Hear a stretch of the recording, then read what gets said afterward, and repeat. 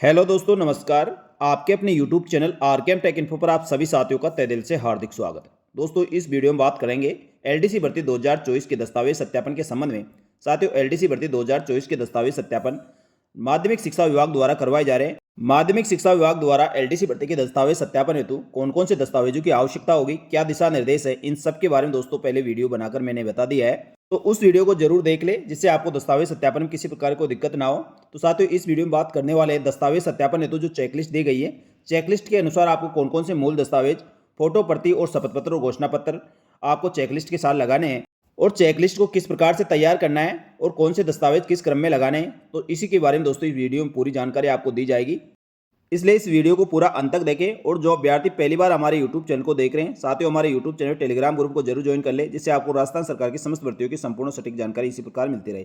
YouTube channel और Telegram channel का link इसी वीडियो के डिस्क्रिप्शन बॉक्स में मिलेगा, वहां से क्लिक करके आप ज्वाइन कर सकते हैं। चलो शुरू करते हैं इस वीडियो को। सबसे पहले बात करें दोस्तों, सूचीबद्ध अभ्यर्थी जो 7,863 अभ्यर्थी है, उनके दस्तावेज सत्यापन आज से शुरू हो गए, यानी 14 मई से शुरू हो गए, जो 28 मई तक चलेंगे। और आप सभी अभ्यर्थियों के दस्तावेज सत्यापन प्रातः 10 बजे से महात्मा गांधी राजकीय विद्यालय मालवीय नगर सेक्टर 2 जयपुर में किए जाएंगे। तो सभी सूचीबद्ध अभ्यर्थी पात्रता की जांच और दस्तावेज सत्यापन हेतु उनके रोल नंबर के आगे अंकित निर्धारित दिनांक और समय पर उपस्थित होकर आप अपने दस्तावेज सत्यापन करवाने के लिए उपस्थित हो। तो साथियों, Jaipur railway station, Sindhi camp bus stand, Gandhinagar, transport नगर या जगतपुरा साइड से जो भी अभ्यर्थी आने वाले हैं, तो इस लोकेशन पर कैसे पहुंचना है, इन सभी जगह से आप महात्मा गांधी राजकीय महाविद्यालय मालवीय सेक्टर पहुंचने के लिए सभी जगह से आपको व्हीकल मिल जाएंगे, इसलिए आपको किसी प्रकार कोई घबराने की आवश्यकता नहीं है।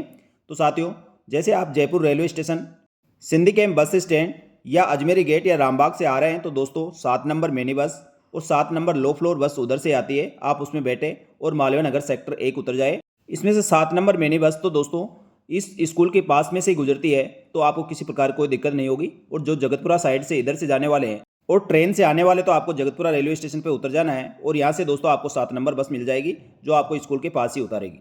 इसी प्रकार ट्रांसपोर्ट नगर से भी आपको साधन मिल जाएंगे, किसी प्रकार कोई घबराने की आवश्यकता नहीं है। और गांधीनगर रेलवे स्टेशन पर यदि आप आते हैं, तो दोस्तों वहाँ से आप किसी भी ई रिक्शा, लो फ्लोर बस भी आती है, उसमें भी बैठकर दोस्तों आप आ सकते हैं।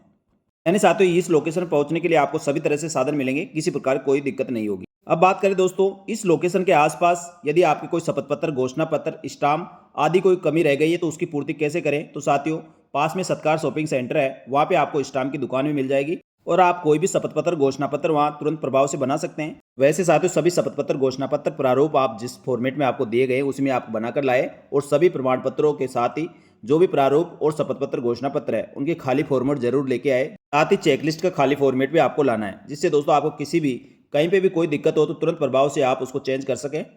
साथियों, इसके बाद बात करेंगे इसके चेकलिस्ट के बारे में। तो चेकलिस्ट में आपको क्या क्या फिल करना है और कौन कौन से डॉक्यूमेंट किस क्रम में आपको जमाना है। तो साथियों, चेकलिस्ट का प्रारूप है जो आप सबने भर लिया होगा, इसका विस्तृत वीडियो दोस्तों मैंने पहले बनाकर भी बताया था, लेकिन आपकी सहायता के लिए एक बार दोबारा से इस चेकलिस्ट के बारे में आपको विस्तृत रूप से मैं बता देता हूँ, कौन सी जगह आपको क्या फिल करना है और कैसे इस चेकलिस्ट को भरना है।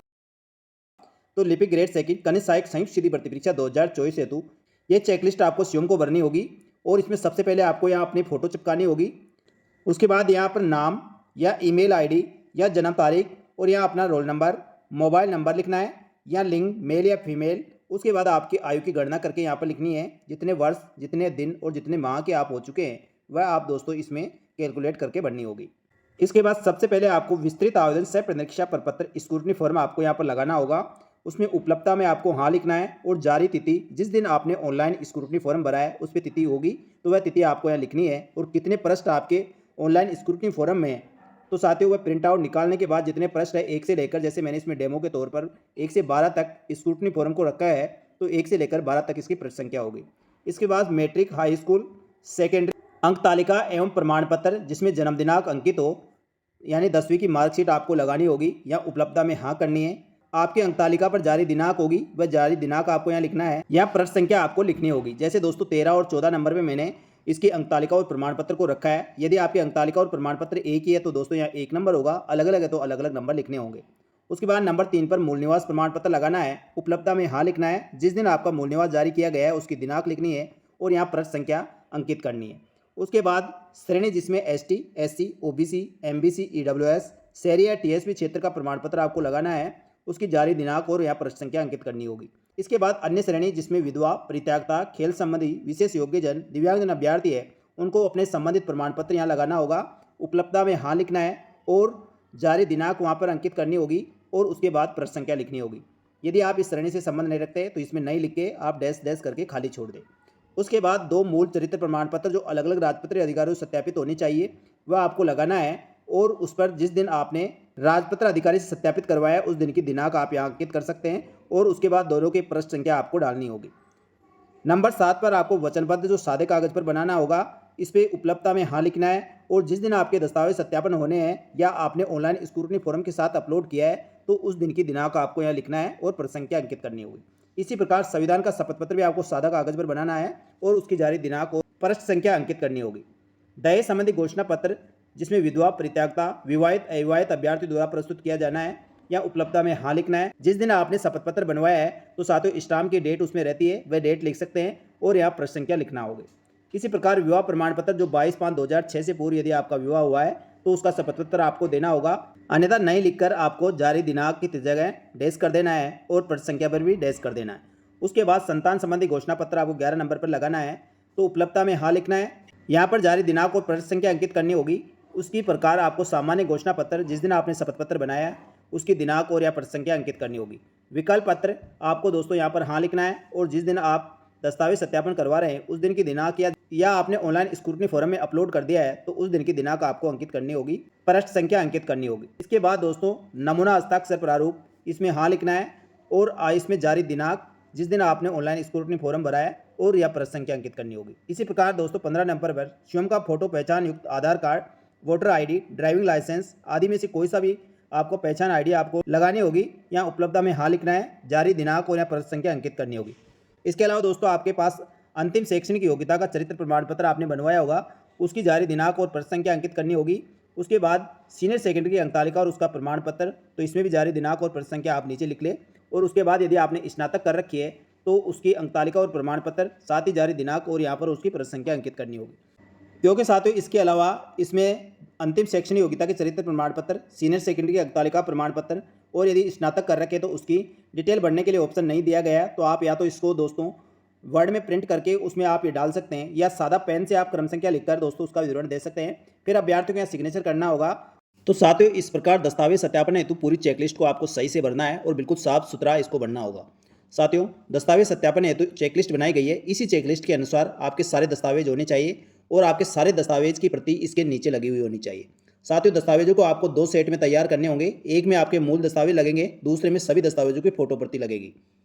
इसके अलावा जो आपके मूल प्रमाण पत्र है जैसे आपकी अंकतालिकाएं और प्रमाण पत्र जिसमें 10वीं की, 12वीं की या ग्रेजुएशन कर रखा है तो ग्रेजुएशन तक की, उसके अलावा जाति प्रमाण पत्र, मूल निवास, पहचान की ID, ये जो आपके ओरिजिनल दस्तावेज है इसको आपको अलग से सेट बनाना है।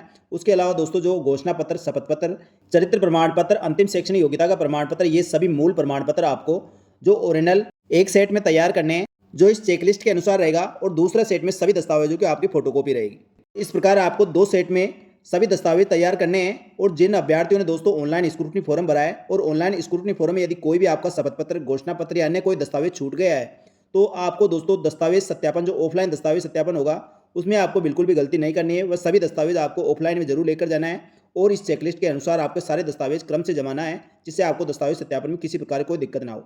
इसके अलावा दोस्तों आपके दस्तावेज सत्यापन हेतु किसी प्रकार की कोई समस्या हो तो आप तुरंत कमेंट करके पूछ सकते हैं, चाहे आप यूट्यूब चैनल पर या टेलीग्राम चैनल पर, तो आपके सभी सवालों को जवाब दिया जाएगा जिससे आपके दस्तावेज सत्यापन में किसी प्रकार की कोई समस्या ना हो।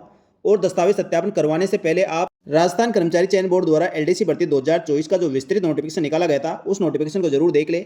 सारे नियम, शर्तें और दस्तावेजों की वैलिडिटी के बारे में उसको विस्तार रूप से बताया गया है, तो एक बार आपको जरूर उसको देख लेना चाहिए। उसके साथ ही जो माध्यमिक शिक्षा विभाग द्वारा आपके दस्तावेज सत्यापन हेतु विस्तृत दिशा निर्देश जारी किए गए हैं उनको भी ध्यान से पढ़ना होगा और सभी दस्तावेज उसकी गाइडलाइन के अनुसार आपको क्रम से जमाना है जिससे आपको दस्तावेज सत्यापन में किसी प्रकार की कोई समस्या नहीं हो। और साथियों दस्तावेज सत्यापन हेतु जो आपने ऑनलाइन स्क्रूटनी फॉर्म भरा है और ऑनलाइन स्क्रूटनी फॉर्म में आपने समस्त घोषणा पत्र, शपथ पत्र जो अपलोड किए गए हैं उस दिन की उसमें दिनांक लिख रखी होगी। और दोस्तों आपने यदि ऑनलाइन स्क्रूटनी फॉर्म में कोई भी घोषणा पत्र, शपथ पत्र अपलोड नहीं किया गया है तो जिस दिन आपने शपथ पत्र बनाया है तो शपथ पत्र पर दोस्तों लिखा होगा उस दिन की जारी दिनांक लिख सकते हैं। और जो भी घोषणा पत्र है उसको जो आप सेल्फ सादा कागज पर बना रहे हैं तो जिस दिन आपके दस्तावेज सत्यापन होने वाले हैं उस दिन की दिनांक लिखकर इसके साथ संलग्न कर सकते हैं। इसके अलावा समस्त अभ्यर्थियों को ध्यान रखना है जो भी चेकलिस्ट है, घोषणा पत्र है, शपथ पत्र है, इन सभी के खाली फॉर्मेट जरूर आपको साथ लेकर जाना है, जिससे आपके किसी भी शपथ पत्र, घोषणा पत्र, चेकलिस्ट में कोई गलती हो, तुरंत नया शपथ पत्र, घोषणा पत्र भरकर आप जमा करा सकें। वैसे साथियों, पिछले वीडियो में और इस वीडियो के द्वारा आपको अच्छी तरह से समझा दिया है किस प्रकार से चेकलिस्ट तैयार करनी है, कौन से दस्तावेज आपको इसके साथ संलग्न करने हैं, जिससे आपको किसी प्रकार को दिक्कत ना हो।